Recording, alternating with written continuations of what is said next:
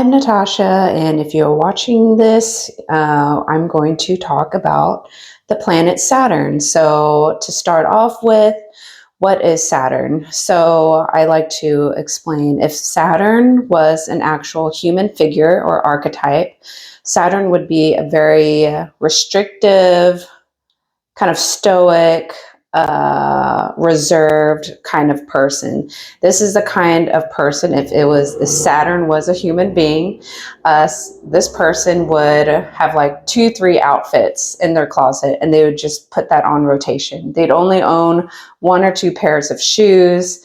They would be so focused on working on their craft or whatever they're passionate about every single day, almost all day long, to do the hard work, figure out the setbacks, the hardships, the weird things that they didn't know about before every single day in order to master whatever craft or thing that they are trying to develop, grow, build, whatever it is, into something a lot bigger.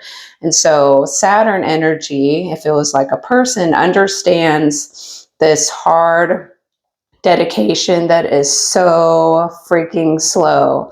It is not short-term fast. It is thinking about longevity, what is going to last the test of time, what is going to be durable and reliable, what is going to build a very strong foundation, this strong basis in order to then build up. But if your foundation is really weak or it was rushed, you didn't think about all the little things and details and all these different outliers that you might not encounter on a regular day basis. And sometimes that just requires experience and life experience, and things in the world also change, and then you have to maneuver around things like that.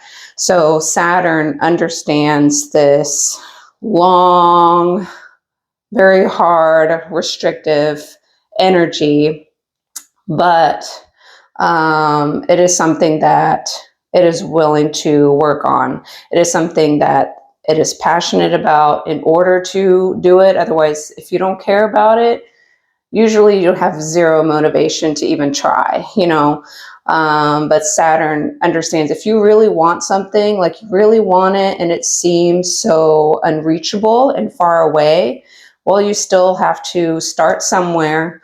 You have to figure out the process, try it, actually get out there and try again, but never quit, never change your mind, not like, oh, I don't think this is for me because it was hard. No, Saturn energy understands that you have to push through hardship. You have to be restricted and squeezed. So Saturn, just like the figure that only owns 2 outfits in their closet, they know that even though they want all these things, they want nice things, they want luxury, like a luxury lifestyle, they want a lot of money, they want status, that you just don't get there if you started from absolutely nothing. They didn't get an inheritance of like, oh, all the work is done, and so you just get to enjoy. That's not Saturn.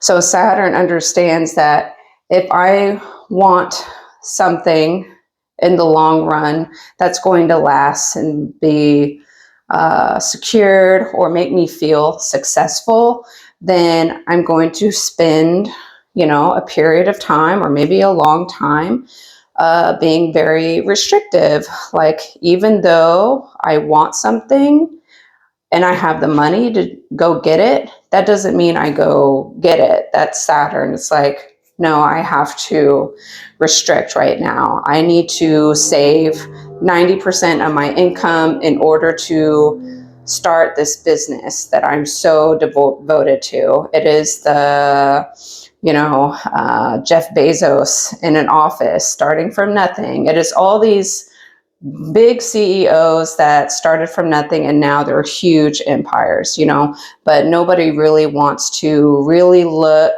and feel the burden and pain and hardship of the process. but that is Saturn energy. And Saturn takes about 30 years to go through all of the 12 zodiac signs. So that's how slow it is. So everyone experiences their first Saturn return in the age bubble of 30. You might enter your Saturn return lesson around the age 27, 28, and you might think, this is great, this is what I want, or whatever. And then a little bit after the age of 30, 31, 32, 33, it plays out differently based on what lessons are you supposed to be learning, or what did you avoid, or you just didn't quite get it without this real life experience. And so after that, you might have a different shift in perspective. You become more of a real adult, not this paper legal adult, like you're 18, therefore you're an adult in the eyes of the government. As a more mature human being, you've kind of crossed that little mountain of maturity in some way, like another level. Not saying that if you're younger than 30, that you're not mature. That's not what I'm saying. But, you go through this Saturn return approximately every 30 years. Usually Saturn's energy gets a little bit lighter after the age of 40, like around 40 and after, and so it just takes a really long time. It is something you have to work on. If you know what zodiac sign your Saturn is in and what house it is in, you can kind of understand what struggles you're trying to learn. And usually it's very hard. It's not easy for you, or doesn't come easy for you. You always have to work really hard in this department in life, no matter how hard you try. And it'll just keep testing you. Saturn is like the strictest teacher in school, and nobody wants this teacher. But the teacher is that way because that person actually wants you to do really well. Like if you had the strictest teacher in high school and you survived that teacher, and they put all these red marks, all these lines, and you thought you did so well, and you get it back and you're like, I got a freaking D or an F, and there's all these lines, and like, how can I do extra credit or whatever? And you turn it in and you get it back and you get even more red lines. You're like, and then you see Jilly Bo Bob and Sally Mae Sue in the other class with one of the most fun, easy teachers, and they're getting A's and they hardly have to do anything, and you're like, ugh, it's not fair. Like, this teacher is going to ruin my GPA, and I'm not going to be able to get into the college that I want because I just happen to get a really hard teacher. But if you really survived that really strict Saturn teacher who did not take it easy on you because they wanted you to survive, they wanted to teach you the things the right way so well right now while you're under their wing, under their guardianship. So this way, when you're off in the real world where life is actually hard, it's not that bad because you actually went through brutal training under the shelter or mentorship of a teacher, if they actually approached it like a mentor, because I know not all teachers have the time to do stuff like that or care, So, that is Saturn. It is brutal. It's hard. It's nitpicky. It's a pain in the butt. And it keeps kind of like setting you back over and over and over, delays. It makes you end up doing more work. You have to try and fix the work that you already thought you did, and you don't even know what you're doing wrong because you thought you were doing pretty well, and they have to find something else for them to nitpick at you, And so once you go to college or whatever, you survived. It's a piece of cake. College is a piece of cake because you did the brutal training. You're already prepared, while the other Sally Mae Sue, whoever, Billy Joe Bob, went to the easy teacher and now they're struggling. They're making D's and F's, having to repeat classes, pay for more tuition. They're not able to have fun in college and go to parties and stuff because they're so busy now trying to figure it out because they got the easy way in high school. So that's another way to kind of try and comprehend this Saturn archetype, because Saturn is freaking slow. It is no fun. It always has setbacks. It makes you feel really squeezed wherever it is. Like if you have Saturn in the 5th house, the house of fun, house of play, dating, self-expression, it's the Leo house. It's going to be like, I'm not allowed to have fun, you know, and it's all these different outliers that it's not even your fault. It's just, it's happening to you. And it's, or maybe you chose something, you know, you chose to get married and you chose to have a kid. And now you have to be more responsible. There's less time to just go off and have fun and do whatever you want. You have responsibility because Saturn is responsibility, duty, burdens, restrictions, like, oh, we need to go to the doctor's appointment, or, you know, we have to say, oh, I'm sorry, we can't go to this party because my kid is sick and I don't want to get y'all sick, and blah, blah, blah. You know, it is that responsibility, that squeeze, restriction in that house or that zodiac sign, or a mixture of both. So I hope I tapped into everything I wanted to say about Saturn energy. I'm a Capricorn sun, so I understand this sad story of Saturn. It is no bueno, and but it's actually very rewarding because you actually grow, evolve, learn. That builds self-esteem, that builds resilience. You feel proud of yourself that once upon a time, like, I never talked. I'm not curious. I'm an observer. And it took me a long time to practice speaking and feeling comfortable, not having social anxiety, and learning how to ask questions. It sounds really stupid, but that's what happened for me. I have Saturn in the 3rd house of Sagittarius, and I happen to have my Chiron in the opposite, Gemini, in the 9th house. So we'll also check out your Chiron sign in the zodiac sign and the house that one is in, because they kind of might relate to each other. Because your Chiron wound, you tend to want it, or you want to be better at it.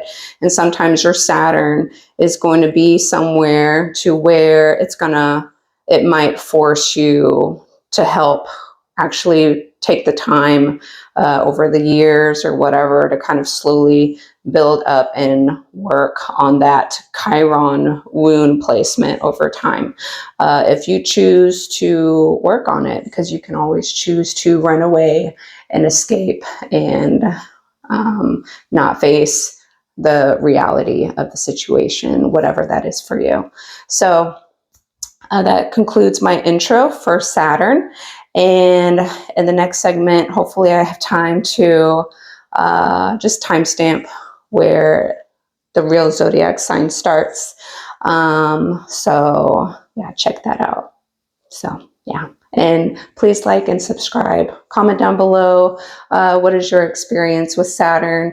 Most likely it's going to be sucky, sad stories.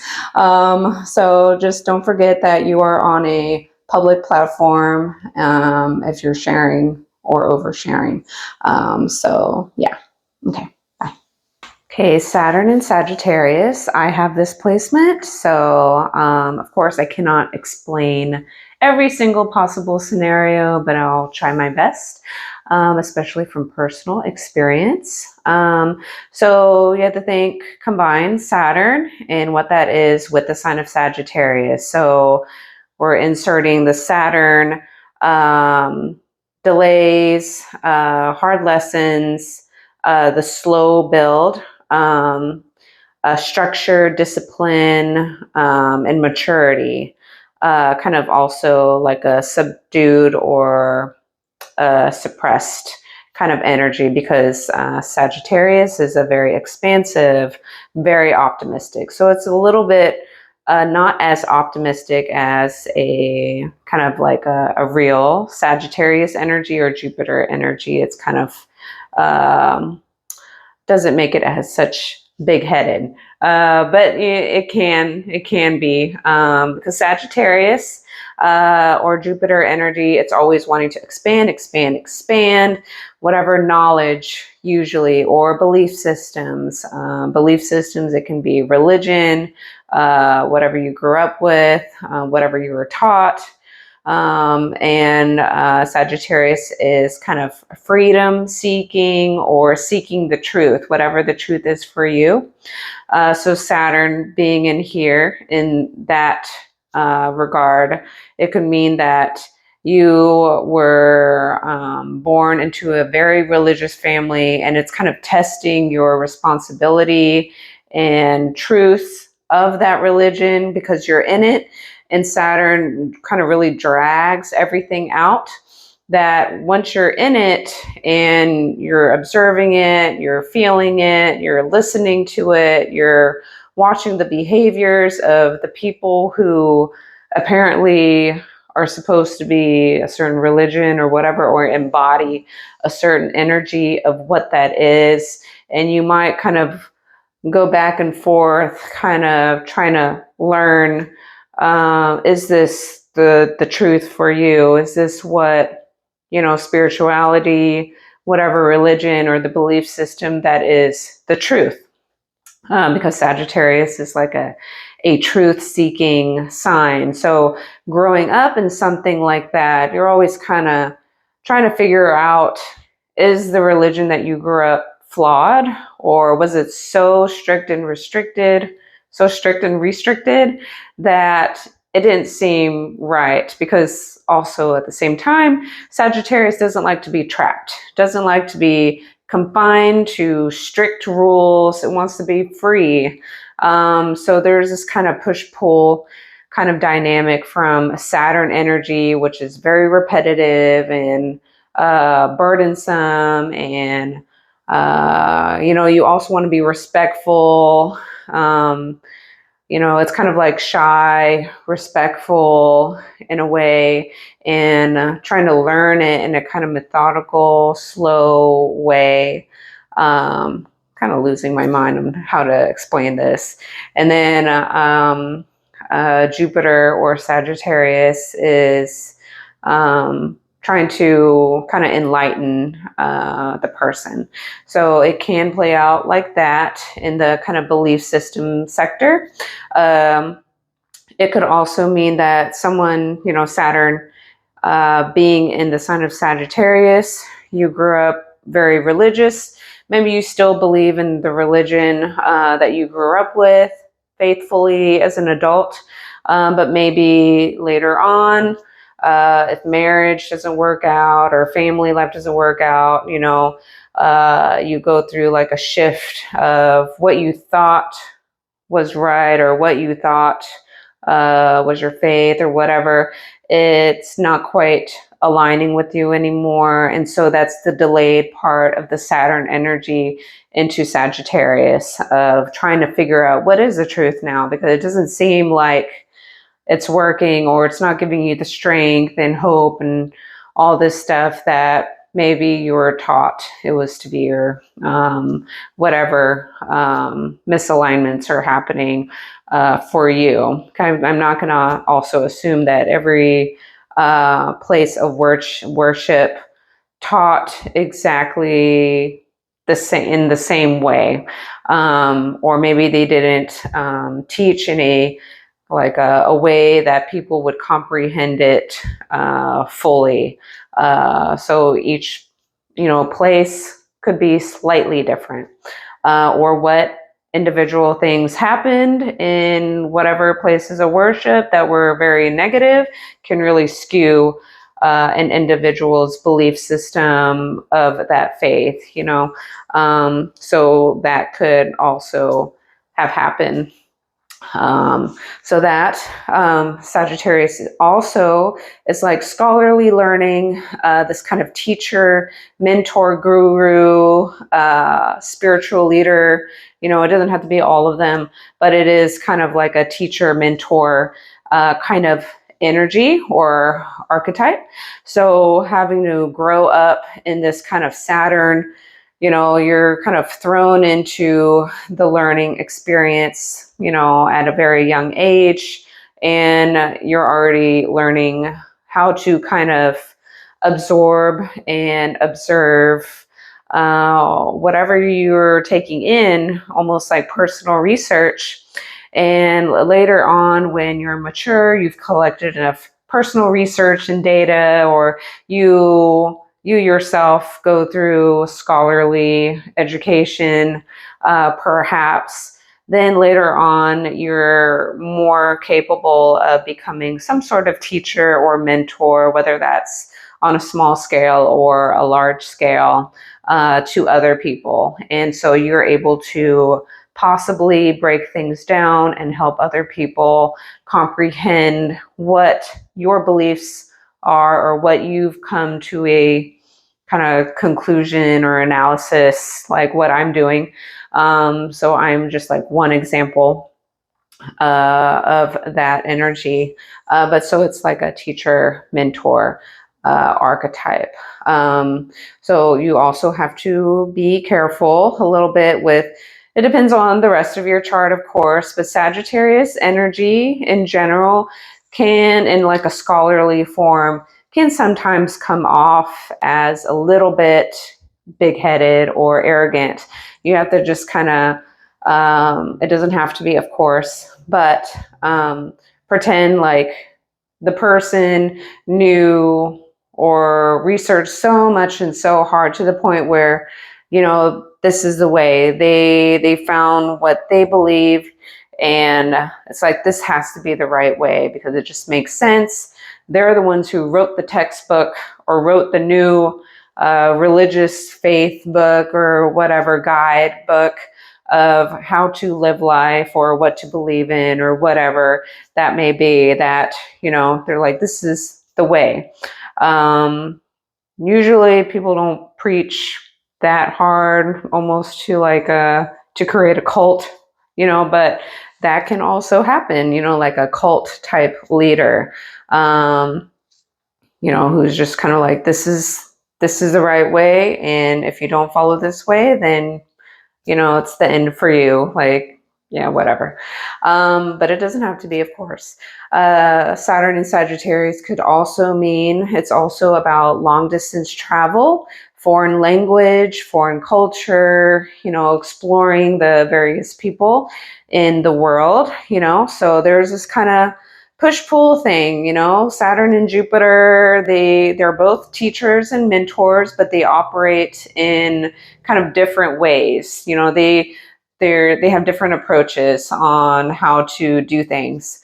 So Saturn can delay travel in some way. Maybe you really want to travel and you want to escape the responsibility and duty, whatever obligations that you have at home or with your family or whatever is going on, and you end up being able to travel internationally later on in life.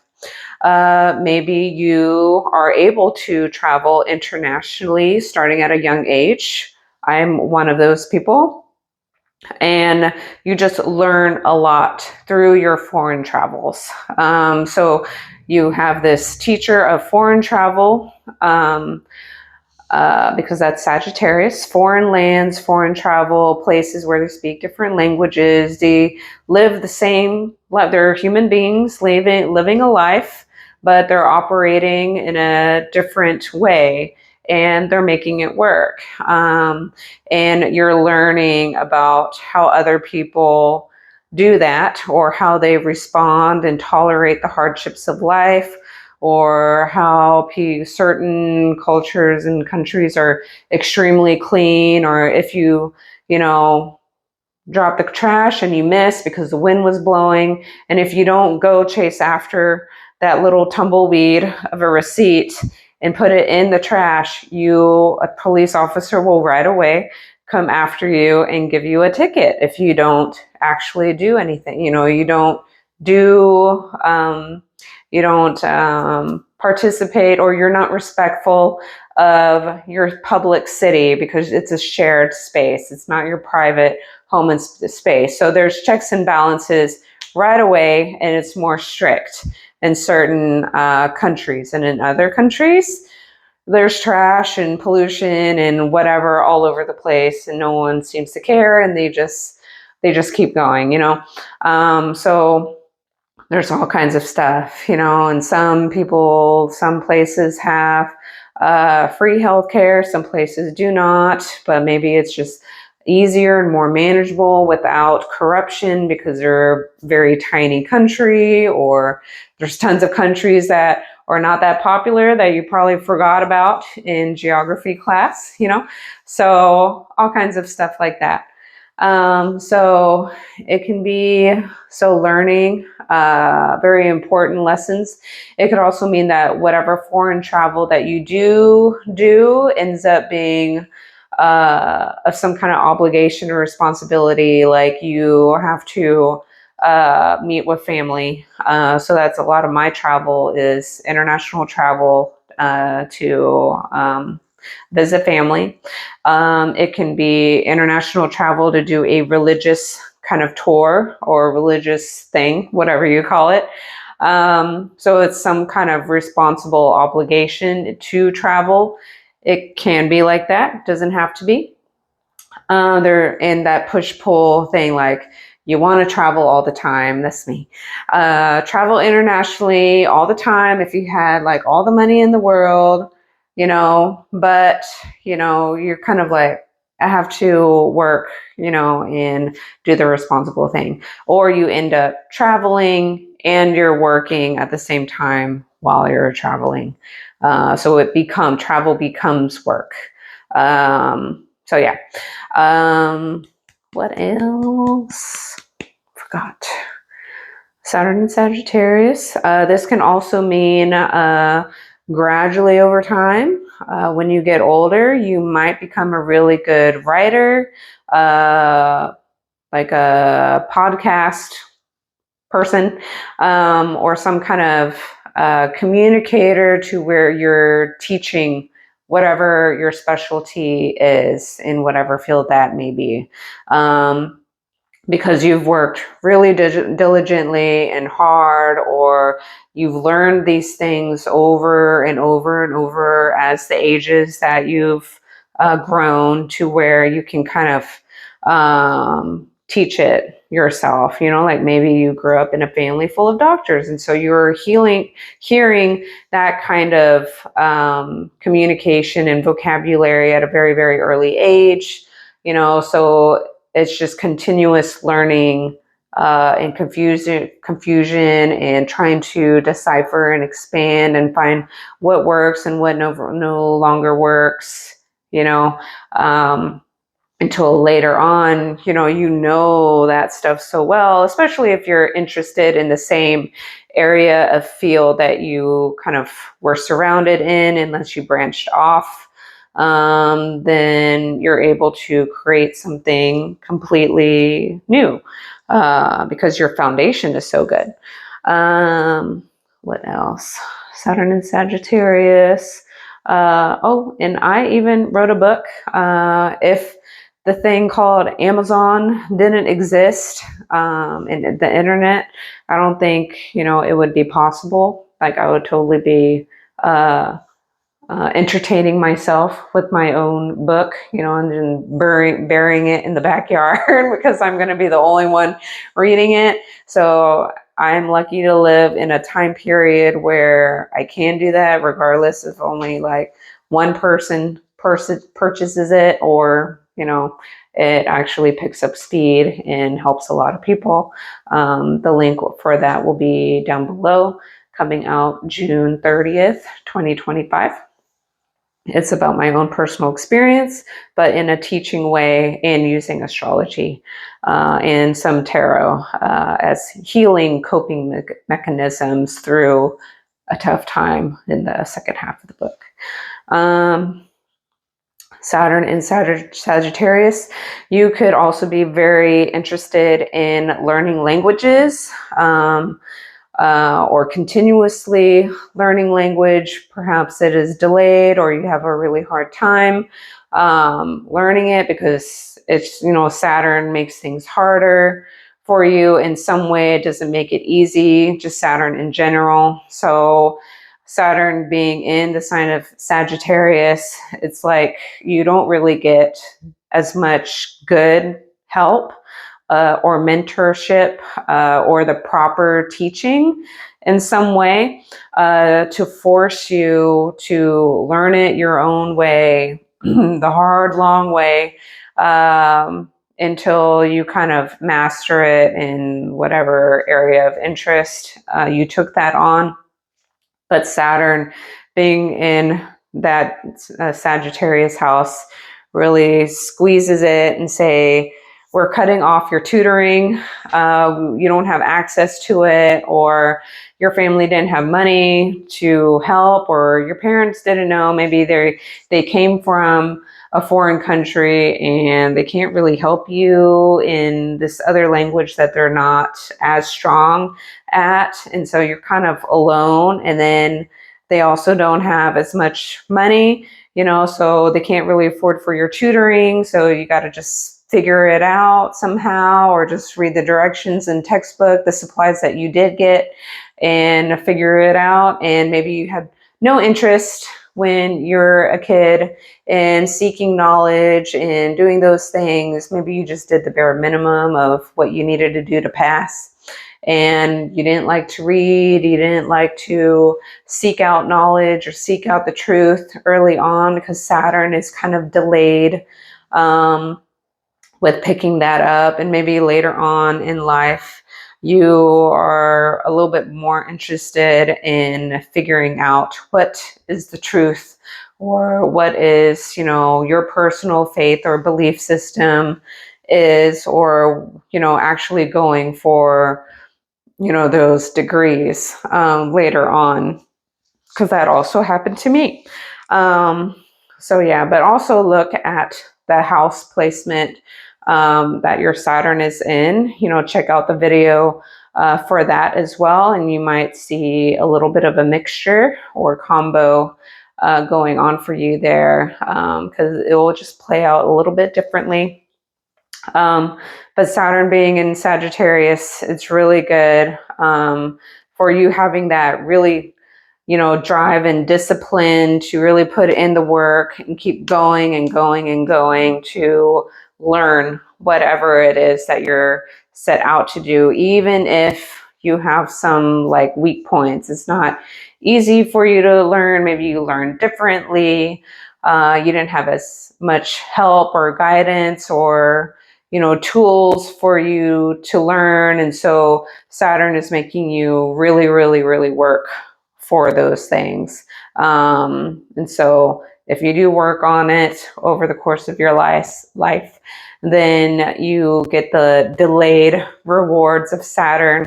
But if you don't, then you kind of don't get much, or depending, you feel it during your first 30-year Saturn return, and then the following Saturn returns every 29, 30 years. Kind of, since it's slow, you might start feeling the energy start to come in 27, 28, 29, 30, it's kind of like, woo, and then in that 60-year bubble, and if you live long enough, the 90-year bubble.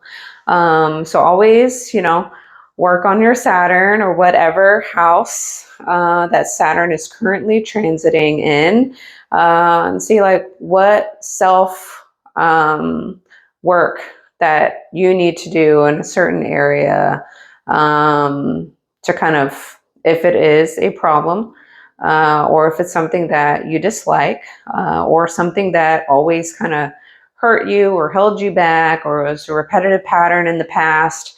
See if every opportunity that it comes across to you from now on, if you can catch yourself because you're aware of it now, and if you can practice not doing the same past dysfunctional thing, whatever that is that you used to do, and try and practice, one by one by one, continuously until it's not even something that you think about anymore, until you've kind of tweaked and corrected it.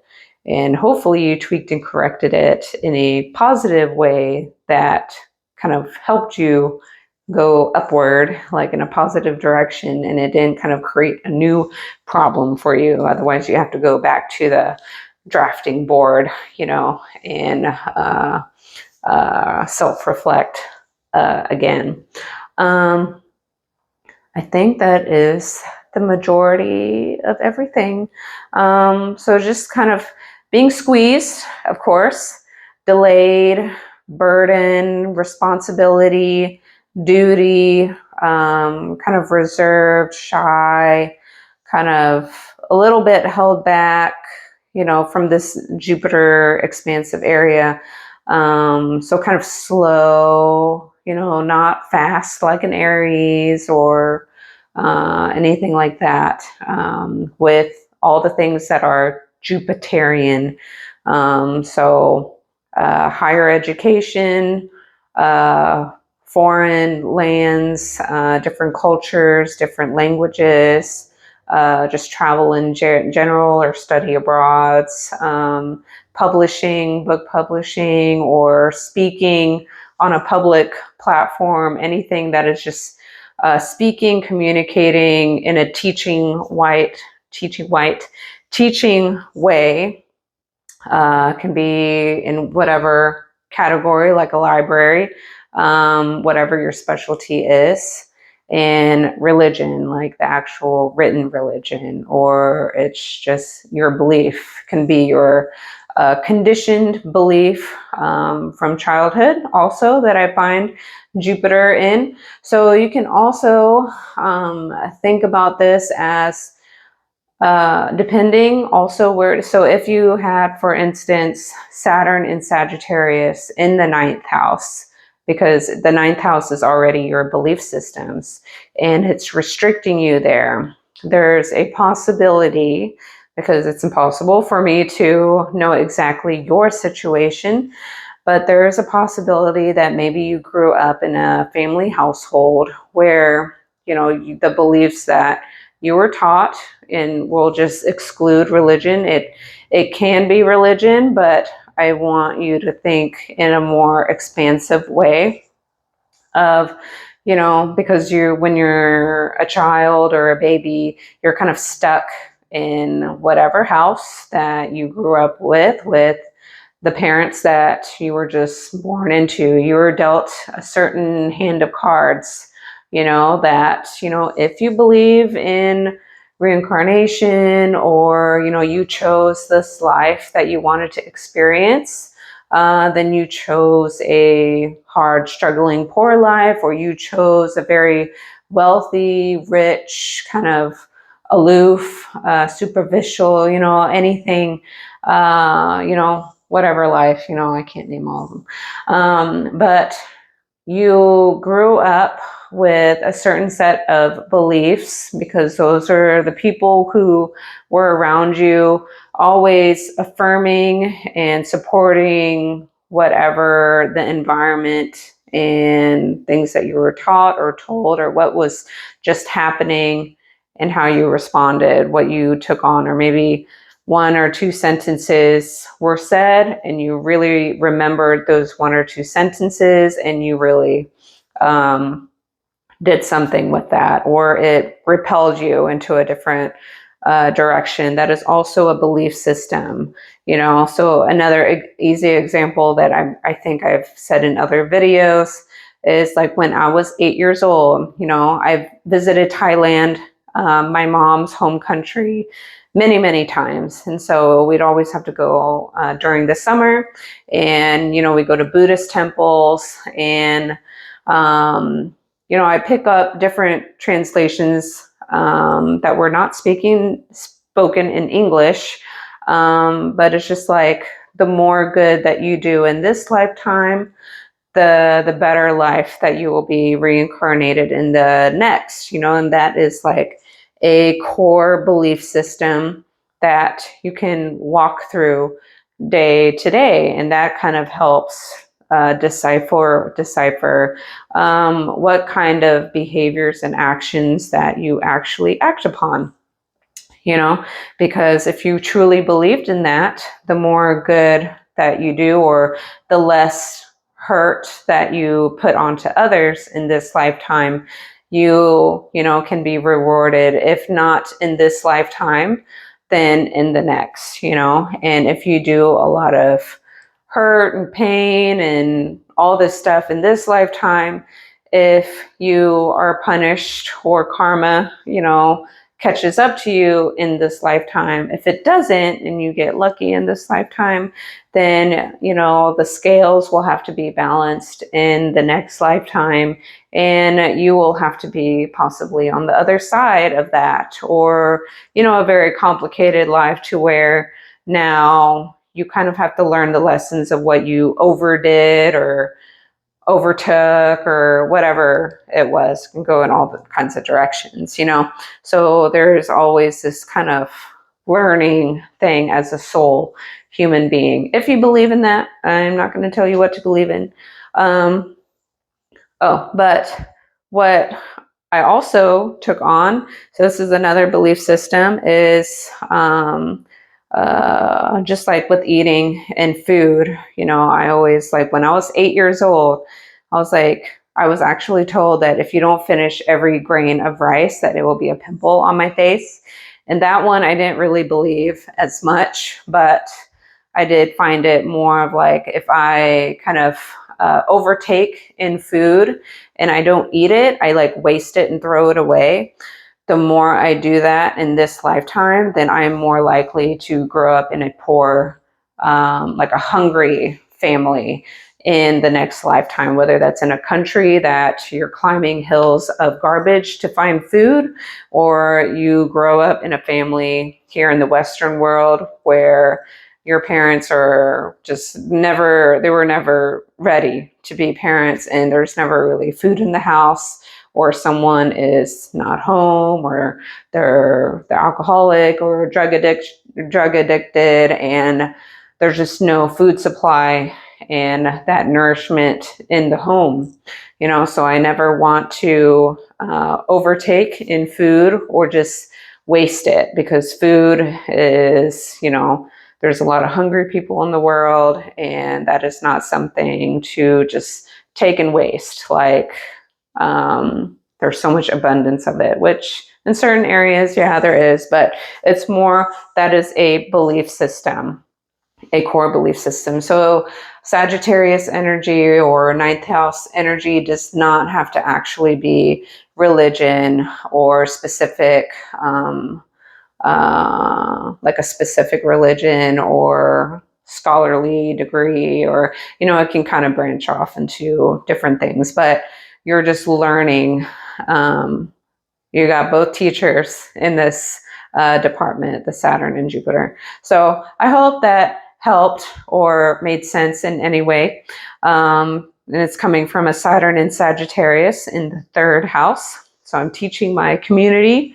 So yeah, and teaching internationally wherever you're from, because Saturn in Sagittarius, but is in the opposite, exact opposite house of Gemini. So also in another communicative teaching house, you know. So check out the house placement that your Saturn is in, and that will also kind of tweak things for you. So catch you later. Please like and subscribe. It really helps me a lot, because I hope I didn't clap too loud into the microphone, but it helps me a lot because that is the free thing to do for this information, and help spread it, share it to someone that you know, even if they don't have Saturn in Sagittarius, I guess. And check out my book, you know, maybe you'll learn something from it, or someone that you do know it might be good for them, especially if you have a hard time communicating properly certain stuff. And maybe it's like a good indirect way of learning through storytelling. So yeah, I'll catch you later.